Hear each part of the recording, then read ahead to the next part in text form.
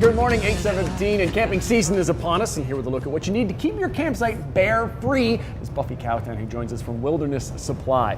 All right, we'll get to some of the toys, but we want to talk about why we want to keep these bears as far away from us as possible. It can be honestly dangerous. It can be really dangerous. Most bears are not interested in humans. They don't want to be interested in humans. You just don't want to give them an excuse to be curious, because they tend to be curious animals by nature. They also have really great sense of smell, one of the best sense of smell of any animal on the planet, so you just don't want to give them a reason to come check you out. So first thing they can do is make sure my presence is known, and that's where the bell comes in, right? Yeah, it looks cute, but it has a purpose? It does.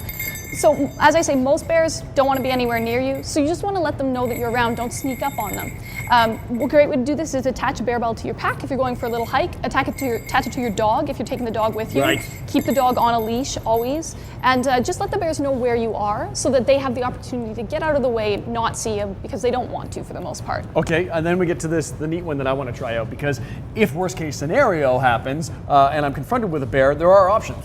There are options. Generally speaking, bears are timid animals, so you're just trying to scare them away. So people talk about loud noises, and that's great. You can shout, you can clap, you can bang pots together, but this is a really easy, small item you can take with you if you do happen to run into a bear, to give it a fright and scare it off.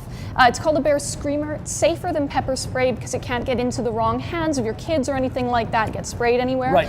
It just makes a really, really high-pitched, loud noise. Do you want to cover yours right now? I do want to Go cover ahead. my ears a little. Yeah, it's pretty loud. So it's 100. I said it's pretty loud. It's 138 decibels.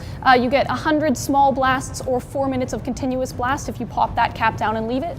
If you are concerned, you can pop the cap, throw it, and go the other direction, and just trying to scare the bear away. Okay, we're going to leave that aside because I'm really tempted, we'll be honest with you. But we also want to make sure that they never come to my campsite, and the big thing is that they're looking for food, but they're attracted by fragrances, which is why things like toothpaste and deodorant I should be leaving at home or being careful with. Just be aware of them when you're camping. So we remind people not to leave food in your tent. Most people can understand that. Things like granola bars, candy bars, not a good idea. Jars of honey, that kind of stuff. Okay. Yeah, you know. But sometimes people forget about the other things that might smell good to a bear and not be considered food to us. So that would include something like toothpaste, deodorant, fragrances. Okay. You can bring them with you. You just have to treat them like food when you pack them up at night. Treat them the same way you would treat your food, and keep them out of a bear's way. Because the bear is looking for things that have a strong odor in it. It doesn't know whether it's for personal hygiene or not. So that gets us things like the bear barrel.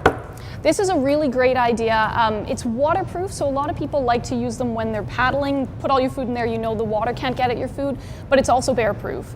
If you do it up properly and close it, the bear can't access the food, and it eliminates most of the odors, so it will keep the bear from having any reason to come and check you out. Other option is the bear bag, and it's got to be, oh, there we are, properly put up.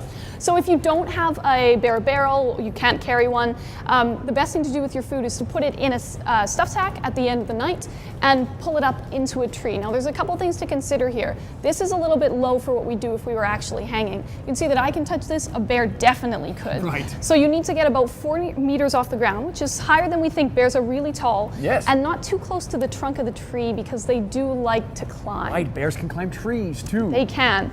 So we're gonna, if we have garbage, food, scraps, anything like that, we're gonna put them in a bag, keep them well out of the way so that the bear can't reach them, and get habituated to smells and food being around your campsite. There you go. We want to keep you as safe as possible, while you also want to make sure that you have fun when you're camping this weekend or through the entire summer. If you need some help when it comes to resources, you'll find Breakfast Television's got all the links to Wilderness Supply, or best yet, talk to the folks behind the counter about exactly what you need. Going to take a break. Plenty still to come today on BT.